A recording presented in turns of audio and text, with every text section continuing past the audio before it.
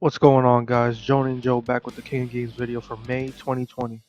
Early in the month we did receive a new box that didn't have too much to offer, but it did contain one of my favorite TCG decks of all time, and that's Different Dimension Demons. DDD in the card game is a fun pendulum combo deck capable of summoning every type of monster from the extra deck usually. Because Duel Links has only covered fusion and synchro summoning methods, this deck was a surprise to see as most of its support is still unreleased.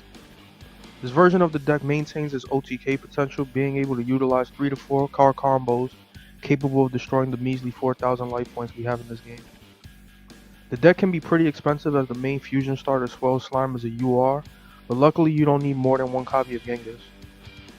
Everything else is an SR or lower, with the other staple card being the Searcher Dark Contract with the Gate.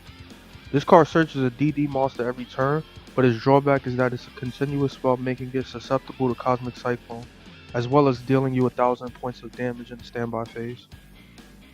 All of the contract spell and trap cards deal 1,000 damage to you in the standby phase, making this deck very dangerous to the user in certain situations. Because of this, it is best to wrap duels up quickly before the burn catches up to you. There are a few ways, however, to play around the burn damage, and two of them involve your fusion monsters. Beowulf for now is the boss monster of this deck since he has some amazing effects coming with him.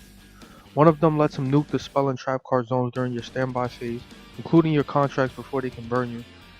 His other effect allows him to give all of your DD monsters piercing, which can be lethal against the right opponent. Alongside him you have Oracle the Arc, which turns all effect damage against you into increasing your life points, including your contracts. If I don't have a Beowulf in my turn 1, this is probably the next best thing, especially with 2 contracts.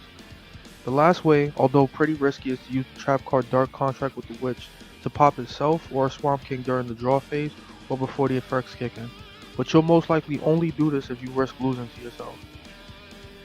Some variants of this deck don't run the Witch Contract or even the Swamp King, but I felt like fusing 2 dead high level monsters for those hands without slime were pretty important.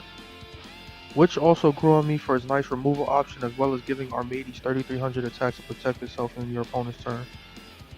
This will probably get cut later on as more support is released, but it also helped with popping our skill Seal Tombs. With No Mortal Can Resist finally getting nerfed, Seal Tombs is back as a good way to slow your opponent down from using the popular graveyard most decks make use of now. Other skills that this deck experimented with were Baggy Sleeves and Balance, the former getting nerfed this month as well.